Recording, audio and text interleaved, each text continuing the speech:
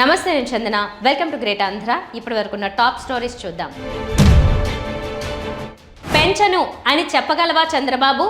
నాగబాబు మోహన్ చూసి ఓటేసేవారు ఉన్నారా? బీజేపీతో పొత్తు పెట్టుకున్న బాబుకు కలిసి రాని కాలం.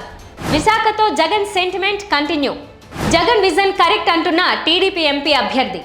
మాజీ ముఖ్యమంత్రి, తెలుగుదేశం పార్టీ అధినేత నారా చంద్రబాబు నాయుడు ప్రజాస్వామ్యాన్ని, ఎన్నికల ప్రక్రియను ఒక వేలంపాటలాగా మార్చేశారు. ఎలాగైనా సరే అధికారంలోకి వచ్చి తీరాలనే కకృతితో అడ్డగోలు మాటలు వల్లించడం ప్రారంభించిన చంద్రబాబు నాయుడు, జగన్మోహన్ రెడ్డి తన ముద్రతో ప్రారంభించిన సంక్షేమ పథకాలు అన్నింటి మీద వేలంపాట పెంచి తాను ప్రజలకు అందిస్తానని మభ్యపెట్టడానికి ప్రయత్నిస్తున్నారు. ఇదే రకమైన దుర్మార్గపు మాటలతో జగన్మోహన్ రెడ్డి విద్యుత్ ఛార్జీలు పెంచారంటూ ఆయన పదే పదే ఆరోపణలు చేస్తున్నారు. అయితే ఇక్కడ చంద్రబాబుకు సంధిస్తున్న ప్రశ్న ఒక్కటే: తమరిని మళ్ళీ ముఖ్యమంత్రిగా ఎన్నుకుంటే వచ్చే 5 ఏళ్లలో విద్యుత్ ఛార్జీలు కానీ, ఆర్టీసీ ఛార్జీలు కానీ, భూ రిజిస్ట్రేషన్లు తదితర వ్యవహారాలకు సంబంధించిన పన్నులు కానీ, మద్యం ధరలు కానీ పెంచకుండా ఉంటాను అని సూటిగా స్పష్టంగా హామీ ఇవ్వగలరా అని ప్రజలు ప్రశ్నిస్తున్నారు. 14 ఏళ్లు ముఖ్యమంత్రిగా పనిచేసిన చంద్రబాబు నాయుడుకు వ్యవస్థలు ఎలా పనిచేస్తాయో చాలా బాగా తెలుసు. విద్యుత్ ఛార్జీలను పెంచకుండా ఉండడం అసాధ్యమని, పెట్రోల్ ఛార్జీలు పెరుగుతున్న సమయాల్లో ఆర్టీసీ ఛార్జీలు పెంచకుండా నడపడం కుదరదని కూడా ఆయన తెలుసు. అయితే ఇప్పుడు ఎన్నికలు గనక అవకాశ వైఖరికి నిలువెత్తు రూపం అయిన చంద్రబాబు జగన్ హయాంలో పెరిగిన వాటి గురించి పదే పదే నిందలు వేస్తున్నారు. జగన్ తన సొంత ముద్రతో తీసుకొచ్చిన సంక్షేమ పథకాల విషయంలో కూడా వేలం పాటలాగా ధర పెంచేసి అమలు చేస్తానని అంటున్న ఆయన ఈ విద్యుత్తు, ఆర్టీసీ ఛార్జీలు, పన్నుల విషయంలో టెండరు పాటలాగా తన ప్రభుత్వం వస్తే తగ్గిస్తానని చెప్పగలరా? కనీసం 5 ఏళ్ల పాటు పెంచకుండా ఉంటానని మాట ఇవ్వగలరా అనేది ప్రజల సందేహం. అందుకు ఆయనకు ధైర్యం ఉందా? 1,50,000 కోట్ల రూపాయలు కేవలం పథకాల కోసం చంద్రబాబు తేవడం అసాధ్యమని జగన్ అంటుంటే, నాకు సంపద సృష్టించడం తెలుసు, సంపద సృష్టించి పంచి పెడతా అని కళ్ళబొల్లి కబుర్లు చెబుతున్న చంద్రబాబు అదే సంపద సృష్టి ద్వారా ఛార్జీలు, పన్నులు పెంచకుండా రాష్ట్ర ప్రజలను ఆదుకోవచ్చు కదా అనే అభిప్రాయాలు కూడా వ్యక్తమవుతున్నాయి. పవన్ కళ్యాణ్ను నమ్ముకుని రాజకీయంగా చాలా పెద్ద పెద్ద ఆశలు పెట్టుకుని ప్రస్తుత ఎన్నికల పర్వంలో ఎదురైన భంగపాటును జాగ్రత్తగా దాచుకుని బయట తిరుగుతున్న వ్యక్తి సినీ నటుడు నాగబాబు. తమ అన్నయ్య మెగాస్టార్ చిరంజీవి పిఠాపురంలో తమ్ముడు పవన్ కళ్యాణ్ను గెలిపించండి అని సందేశం ఇవ్వడం వరకే పరిమితమయ్యారు. అయితే తమ్ముడు నాగబాబు రాష్ట్ర వ్యాప్తంగా వైఎస్ఆర్ కాంగ్రెస్ను ఓడించాల్సిన అవసరం గురించి తాను కూడా ఒక వీడియో విడుదల చేశారు. సొంత యూట్యూబ్ ఛానల్ పెట్టుకుని తరచూ వీడియోల ద్వారా వివాదాస్పద సందేశాలు, అభిప్రాయాలు వెలువరించడం ఈ వెటరన్ నటుడికి అలవాటే. అయితే ఎన్నికల సీజన్ కనుక యూట్యూబ్ వ్యూస్ కక్కుర్తి లేకుండా ఫ్రీ బైట్గా అందరి కోసం ఒక వీడియో వదిలారు. ఇందులో ఆయన వైఎస్ఆర్ కాంగ్రెస్కు ఓటు వేయవద్దని ప్రజలకు సందేశం ఇచ్చారు. మళ్ళీ ఓటు వేస్తే రాష్ట్రం నాశనం అయిపోతుందని, ఇక్కడ ఇంకేం మిగలదని, ఆ పార్టీకి ప్రజలు గుణపాఠం చెప్పాలని, ఇంకా చాలా సంగతులు నాగబాబు ఆ వీడియోలో చెప్పుకొచ్చారు. తమాషా ఏంటంటే, గత కొన్ని సంవత్సరాలుగా షూటింగుల మధ్య గ్యాప్ దొరికినప్పుడు, అలాగే గత కొన్ని నెలలుగా ప్రతిరోజు పవన్ కళ్యాణ్ చెబుతున్న మాటలే ఈ వీడియోలో కూడా ఉన్నాయి. కొత్త సంగతి ఒక్కటైనా లేదు. పవన్ వైసీపీ సర్కారు మీద బోలెడు ఆరోపణలు చేస్తూ వస్తుండగా వాటిలో తనకు గుర్తున్నంత వరకు నాగబాబు ఈ వీడియోలో వల్లించి ప్రజలను ఓటు వేయొద్దని పిలిపించినట్టుగా ఉంది. My dear voters, beware of YCP government. చాలా చోట్ల చెప్తాం బివేర్ ఆఫ్ ర్యాబిట్ డాగ్స్ అని. పిచ్చి కుక్కలకు దూరంగా ఉండండి అని చెప్తారు. అది ఇక్కడ కుక్కలున్నాయి జాగ్రత్త అని చెప్తారు. నౌ ఐఎమ్ టెలింగ్, వైసీపీ ప్రభుత్వం ఎలక్షన్స్లో పాల్గొంటుంది. Beware of YCP. వైసీపీకి వ్యతిరేకంగా ఓటేయండి.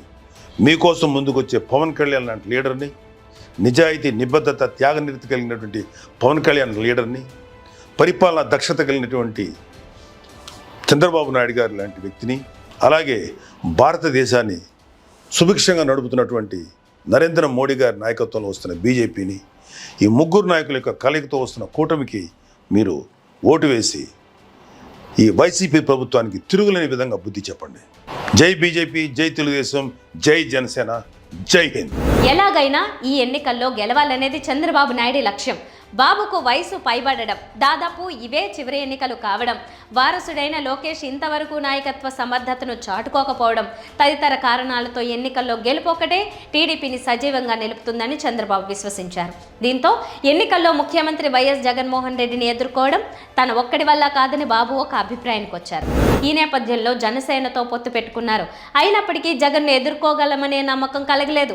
వ్యవస్థల సహాయం కావాలంటే కేంద్రంలో అధికారం చెలాయిస్తున్న బీజేపీతో పొత్తు తప్పనిసరి అని ఆయన నిశ్చయించుకున్నారు. పవన్ ద్వారా పలు దఫాలు బీజేపీతో రాయబారాలు జరిపి చివరికి పొత్తు పెట్టుకోవడంలో విజయం సాధించారు. కానీ వ్యవస్థల నుంచి తగిన సహకారం లభించలేదనే ఆవేదన ముఖ్యంగా టీడీపీ నేతల్లో ఉంది. బీజేపీతో పొత్తు పెట్టుకోవడం వల్ల ప్రభుత్వ ప్రధాన కార్యదర్శి జవహర్ రెడ్డి, డీజీపీ రాజేంద్రనాథ్ రెడ్డి వెంటనే మారిపోతారని టీడీపీ ఆశించింది. కానీ అలా జరగలేదు.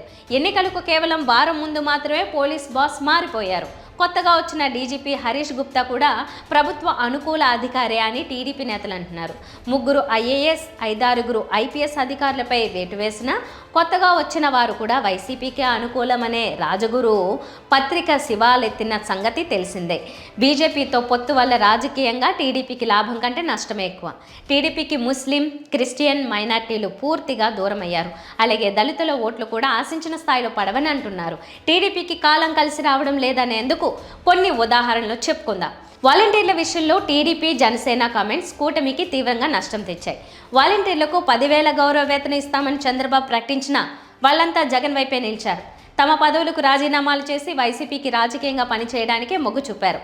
అలాగే నిమ్మగడ్డ రమేష్ కుమార్ ద్వారా ఈసీకి వాలంటీర్ల ద్వారా పింఛన్లు పంపిణీ చేయనివ్వకుండా బాబు అడ్డుకున్నారు. ఇప్పుడు వాళ్ళంతా చంద్రబాబుకు వ్యతిరేకులయ్యారు. తాజాగా ముస్లింల రిజర్వేషన్లను రద్దు చేస్తామన్న బీజేపీకి పవన్ కళ్యాణ్ వంతపాడారు. దీంతో కూటమికి మరింత నష్టం కలిగించనుంది. అలాగే వివిధ సంక్షేమ పథకాల లబ్ధిదారులకు నిధులు జమ కాకుండా ఈసీ ద్వారా కూటమి అడ్డుపడిందన్న సమాచారం జనంలోకి బలంగా వెళ్ళింది. దీనిపై వైసీపీ న్యాయ పోరాటం చేసి ఎట్టకేలకు విజయం సాధించింది. ఇవాళ 14,165 కోట్ల రూపాయల చొప్పున రైతులు, విద్యార్థులు, వివిధ పథకాల మహిళా లబ్ధిదారుల ఖాతాలకు జమ కానుంది. సరిగ్గా ఎన్నికలకు 2 రోజుల ముందు ఇంత భారీ మొత్తంలో ప్రజల ఖాతాల్లో పడడం కూటమికి షాక్ అని చెప్పక తప్పదు. వైసీపీ అధినేత జగన్ ఎప్పుడూ విశాఖలో ఎన్నికల ప్రచారం నిర్వహించలేదు. అది 2014 కానీ, అలాగే చూస్తే 2019 కానీ జగన్ విశాఖ నడిబొడ్డున ఒక్కటంటే ఒక్క ఎన్నికల సభ నిర్వహించిన దాఖలాలు అయితే లేవు. జగన్ మాతృమూర్తి వైఎస్ విజయమ్మ విశాఖ నుంచి లోక్సభకు వైసీపీ అభ్యర్థిగా 2014 ఎన్నికల్లో పోటీ చేసినప్పుడు కూడా జగన్ విశాఖలో ఎన్నికల ప్రచారం చేయలేదు. అదే ఒరవడిని ఆయన 2019లోనూ కంటిన్యూ చేశారు. జగన్ 2019లో గాజువాకలో ప్రచారం చేసి వెళ్ళిపోయారు.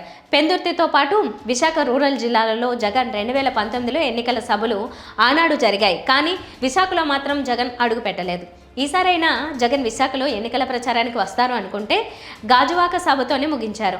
ఎన్నికల ప్రచారానికి గడువు పూర్తవుతుంది. జగన్ మిగిలిన టైంలో ఉత్తరాంధ్రకే రాకపోవచ్చని అంటున్నారు. దాంతో జగన్ విశాఖ సెంటిమెంట్ని అలాగే కొనసాగిస్తున్నారు అని అంటున్నారు. జగన్ 2014, 2019లలో విశాఖలో ప్రచారం చేయకపోయినా వైసీపీ గెలిచింది లేదు. ఇప్పుడు ఆయన ప్రచారం చేయకపోయినా అభ్యర్థుల్లో సత్తా ఉంటే గెలుపు ఖాయమని వైసీపీ నేతలు అంటున్నారు. 2024లో విశాఖ సిటీలో వైసీపీ బోని కొడుతుందని, 4 దిక్కుల్లో 2 చోట్లైనా వైసీపీ జెండా ఎగురుతుందని ఆ పార్టీ ఆశాభావం వ్యక్తం చేస్తోంది. విశాఖ ఏపీకి గ్రోత్ ఇంజన్ అవుతుందని గత 4.5 ఏళ్లుగా జగన్ చెబుతూనే ఉన్నారు. విశాఖ రెడీమేడ్ సిటీ అని కాస్త నిధులు వెచ్చిస్తే విశాఖ మంచి రాజధాని నగరం అవుతుందని ఆయన చెబుతూనే ఉన్నారు. హైదరాబాద్తో పాటు దేశంలో ప్రధాన నగరాలతో పోటీ పడాలి అంటే ఏపీలో ఉన్న ఏకైక నగరం విశాఖను వాడుకోవాల్సిందే అన్నది జగన్ మార్క్ విజన్. అందుకే ఆయన తాను రేపటి రోజున 2వసారి సీఎం అయ్యాక విశాఖలోనే ప్రమాణం చేస్తాను, పాలన విశాఖ నుంచే చేస్తాను అని స్టేట్మెంట్ ఇచ్చారు. విశాఖ రాజధాని అన్న మాటకు టీడీపీ ఎక్కడా ఒప్పుకోవడం లేదు. అమరావతినే ఈ రోజుకి టీడీపీ చూపిస్తుంది. అది టీడీపీ కమిట్మెంట్. అయితే విశాఖ ఎంపీ అభ్యర్థిగా టీడీపీ నుంచి పోటీ చేస్తున్న బాలయ్య చిన్నల్లుడు బాబుకు దగ్గర చుట్టం అయిన శ్రీభరత్ ఒక ఇంటర్వ్యూలో తన అభిప్రాయాలను పంచుకున్నారు. విశాఖని ఏపీకి గ్రోత్ ఇంజన్గా ఆయన కూడా చెప్పారు. అమరావతికి ఒక రూపు రావాలంటే చాలా టైం పడుతుందని శ్రీభరత్ అనడం విశేషం. విశాఖను అభివృద్ధి చేసుకుంటే ఏపీకి అన్ని విధాలుగా బాగుంటుందని ఆయన అంటున్నారు. దీంతో టీడీపీకి ఇది షాకింగ్ పరిణామంగా మారింది అని అంటున్నారు. జగన్ విజన్కి సపోర్ట్గా బాలయ్య చిన్నల్లుడు మాట్లాడడంతో టీడీపీ ఏమీ చెప్పలేని పరిస్థితి ఏర్పడిందని అంటున్నారు. అయితే శ్రీభరత్ అన్నీ ఆలోచించే ఈ విధంగా చెప్పారు అని అంటున్నారు. ఇప్పుడున్న పరిస్థితుల్లో ఏపీ అప్పుల్లో ఉందని, అమరావతి రాజధానిగా ఎంత పెట్టుబడి పెట్టినా కష్టం అన్నట్లుగా ఆయన మాట్లాడారు. టీడీపీ వర్గాలు శ్రీభరత్ మాటలతో ఈరకాటంలో పడుతున్నారు. దీంతో తాను అన్నది మీడియా వారు చూపించింది వేరు అని ఆయన వివరణ ఇచ్చినా అది కూడా సహేతుకంగా లేకపోగా విశాఖ రాజధానికే మద్దతుగా ఉండడంతో టీడీపీ ఏమీ చేయలేని పరిస్థితి ఉందని అంటున్నారు.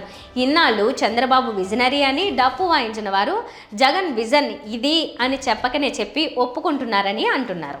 ఇది వాళ్ళ టాప్ స్టోరీస్. మరిన్ని అప్డేట్స్తో కలుద్దాం. నమస్తే.